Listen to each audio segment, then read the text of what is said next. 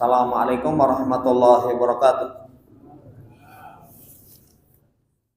Innal hamdalillah nahmaduhu wa nasta'inuhu wa nastaghfiruh wa na'udzu billahi min shururi anfusina was sayyiati a'malina.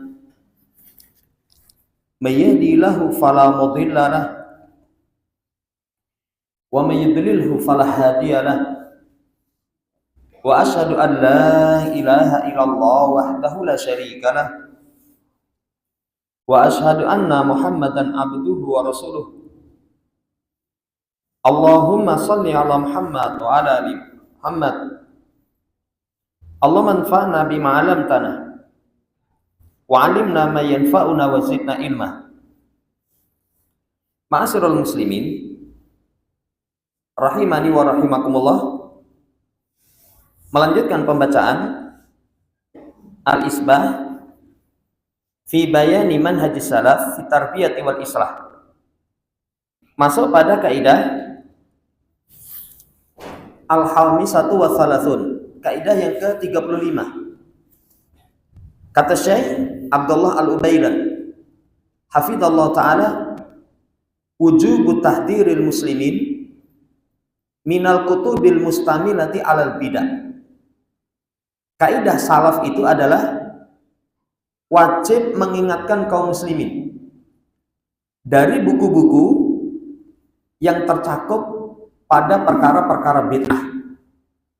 Jamaah hormati, buku tulisan yang hasil dari ahli bid'ah itu harus dijauhi. Kenapa harus dijauhi?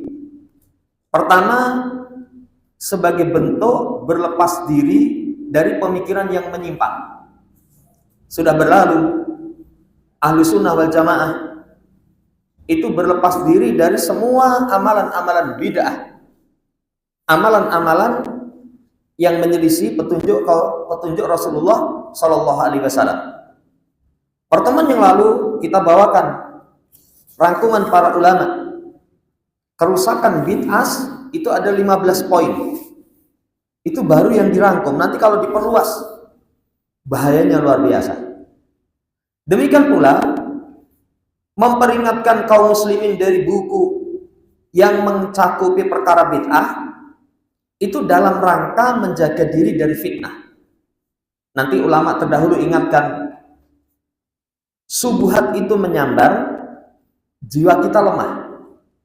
Kadang ketika seseorang membaca buku mereka, mendengarkan ucapan-ucapan mereka, berpengaruh kepada keraguan-raguan terhadap kebenaran. Ini yang kedua, kenapa kita harus ingatkan kaum muslimin dari kitab yang mencakupi amalan bid'ah. Yang ketiga, menyibukkan diri.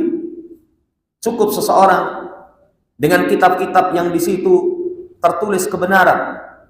Kalau seorang sibuk dengan perkara yang seperti itu, waktu terbuang percuma.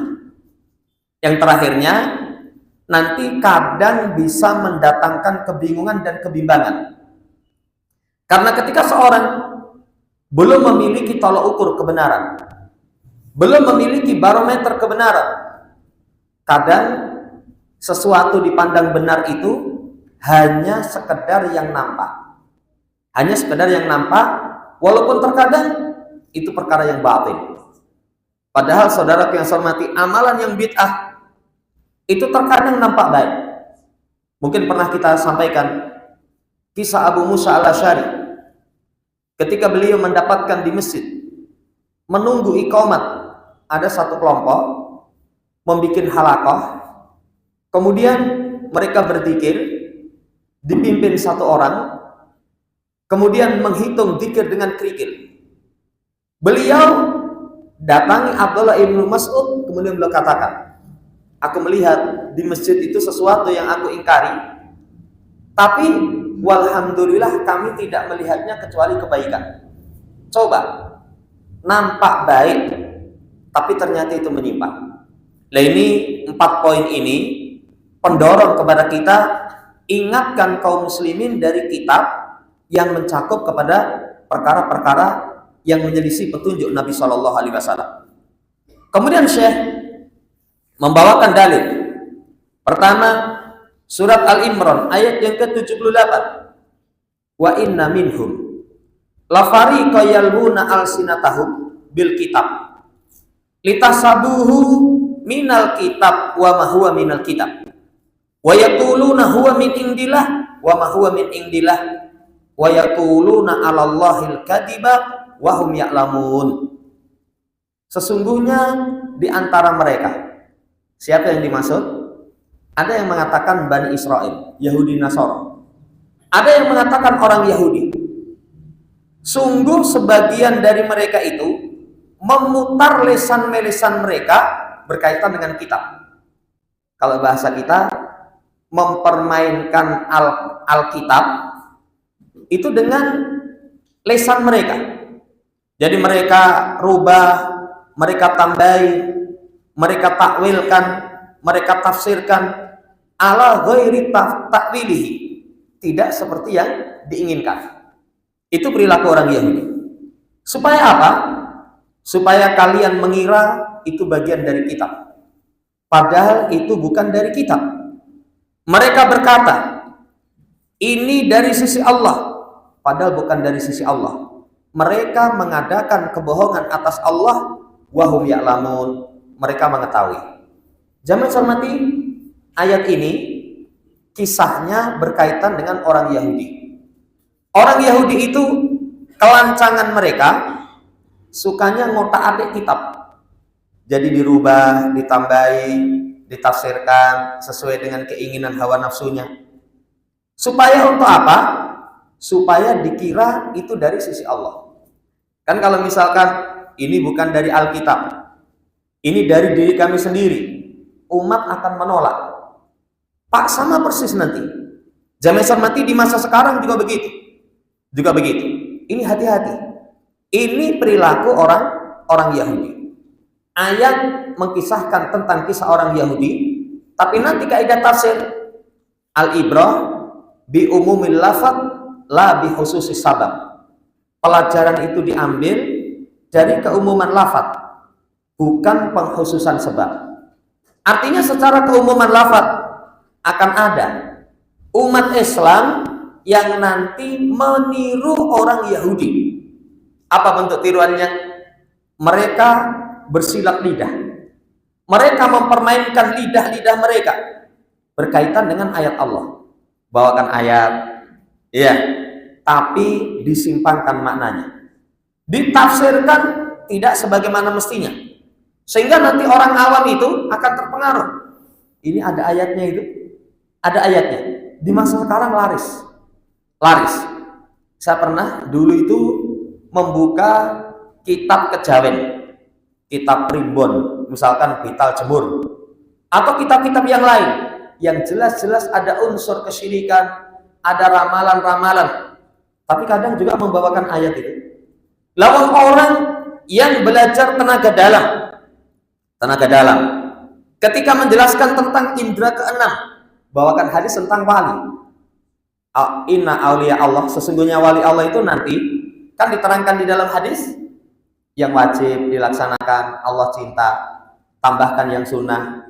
Kalau sudah melaksanakan yang sunnah, kata Allah, aku akan menjadi pendengaran yang dia mendengar, penglihatan yang dia melihat. Di situ dipakai dalil, loh, ada toh indera keenam. Jadi nanti melihat dengan mata Allah. Waliyadzubillah. Jadi mereka bawakan nas tidak sebagaimana yang diinginkan. Karena kalau misalkan nggak ada ayat, nggak ada hadis, nggak laku. Makanya yang membedakan dakwah Ahlussunnah wal Jamaah dengan selain dakwah Ahlussunnah wal Jamaah, kalau Ahlussunnah wal Jamaah, Quran, hadis tidak terhenti dengan di situ. Sudah berlalu pada kaidah sebelumnya diterangkan memahami keduanya dengan pemahaman para sahabat. Ada kalimat memahami keduanya dengan pemahaman para sahabat. Nah, ini yang membedakan. Jamaah hormati, makanya ini subuhat yang sangat berbahaya. Kitab-kitab yang di situ muncul pemikiran bid'ah, nggak usah baca. Lah sekarang itu, karena di era yang ini merupakan tanda akhir zaman.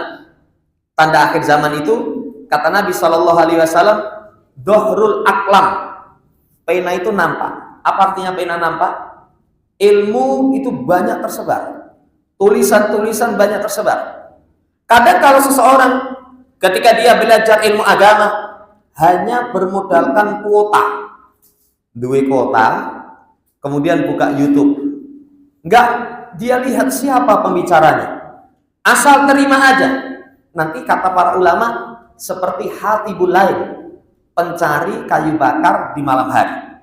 Kadang dia punya kuota, buka misalkan di internet, dia buka pembahasan. Kan sekarang itu kalau mau buka pembahasan, tulis saja, tulis. Jangankan bahasa Indonesia, bahasa Arab saja.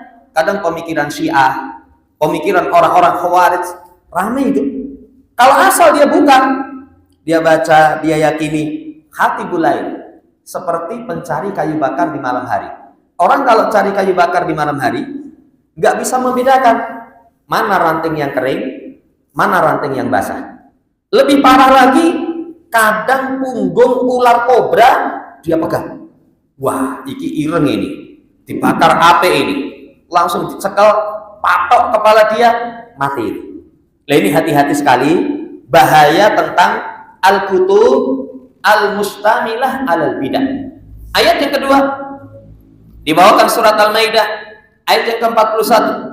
Ya ayyuhar rasul la yahzunkal ladina yusari'una fil kufr minal ladina qalu amanna bi afwahihim walam tu'min qulubuhum wa minal ladina hadu sama'una lil kadibi sama'una liqaumin akharina lam ya'tuka yuharrifunal kalima min ba'di mawadhihi yaquluna in utitum hadza fakhudhuhu wa in lam tu'tauhu fahdaru wa may yuridillahu fitnatahu falan tamlika lahu minallahi syai'a ulaika alladziina lam yuridillahu ayyutahhira qulubahum lahum fid dunya khizyun wa lahum fil akhirati adzabun adzim.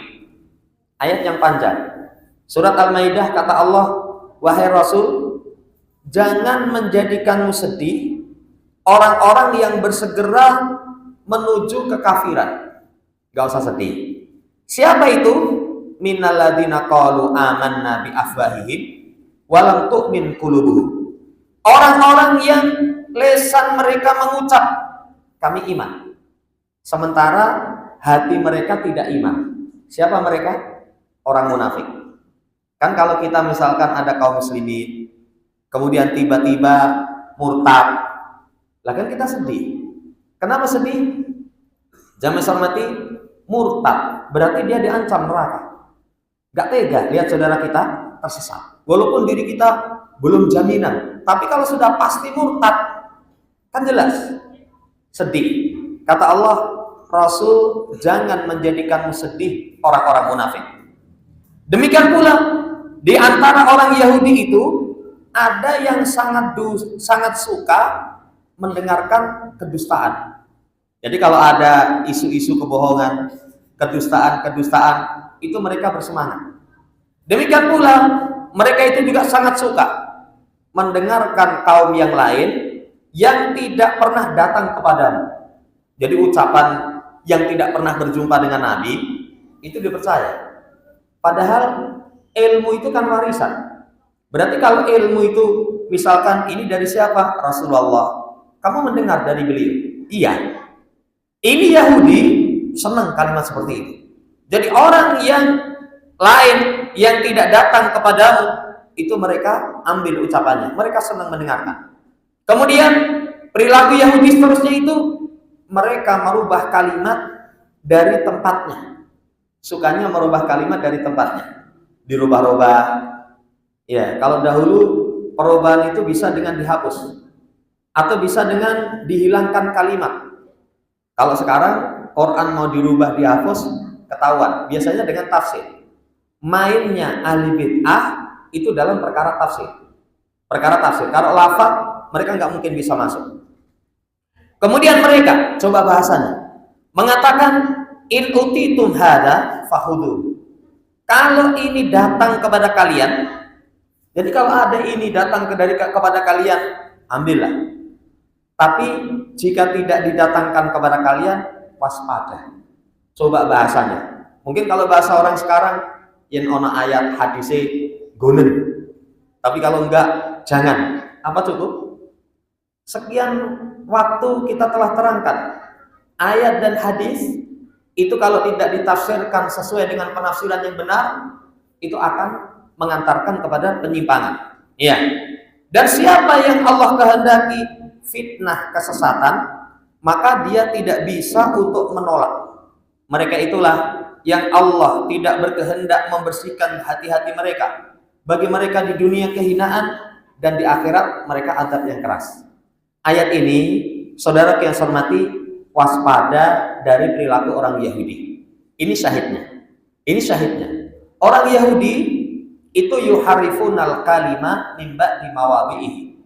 Merubah-rubah kalimat dari tempatnya. Itu perilaku mereka. Lah nanti muslim kalau mereka juga berusaha untuk mempermainkan ayat. Kan di masa sekarang itu sekali lagi mereka bawakan ayat. Sampai kapan itu ada orang yang menawarkan praktek ribawi. Namanya apa itu? Asuransi atau apa itu? Tapi ternyata juga membawakan dalil itu. Membawakan dalil. Nanti kalau orang yang tidak paham, oh ini boleh. Tapi tadi dalilnya itu tidak sesuai dengan apa yang dimaukan oleh dalil. Saudara yang saya hormati, dua ayat. Kemudian dibawakan Syekh Taimiyah. Beliau ditanya tentang kitab-kitab, misalkan kitab tafsir. Ditanya kalau kitab tafsir itu misalkan Zamakhsyari, Qurtubi, Baghawi atau apa. Maka beliau kasih nasihat. Kitab tafsir itu as-sahhuha tafsir Muhammad Ibn Jarir At-Tabari.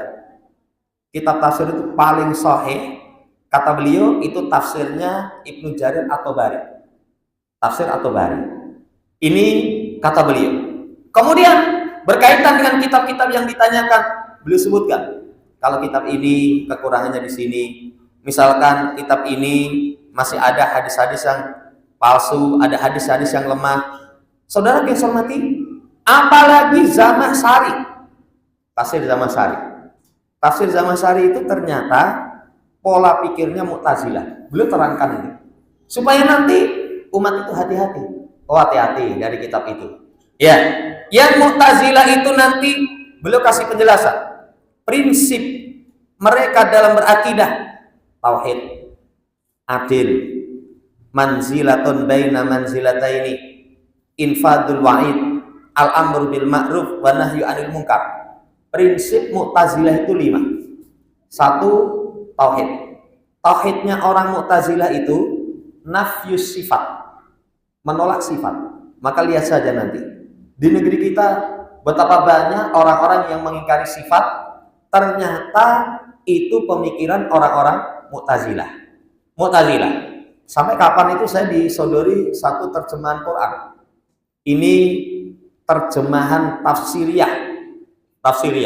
Kan katanya ada terjemahan lafdiyah, ada terjemahan tafsiriyah. Saya sampaikan, coba saya cek tafsiriyah. Kalau berkaitan dengan nama dan sifat, apakah sesuai dengan tafsir yang diterangkan oleh para ulama yang terpercaya? Ternyata enggak itu. Ada ayat wa jaa'a rabbuka wal malaku saffan saffan. Jaa'a rabbuka. Siapa yang datang? Rabbmu. Tapi diterjemah dengan datang perintah Rabbmu. Nah, ini hati-hati ini. Jadi sifat itu ditolak. Yang kedua adil. Adil itu mendustakan takdir. Jadi kalau misalkan semua kita ini, semua yang terjadi itu Allah kehendaki, Allah ilmui, wah dolimin.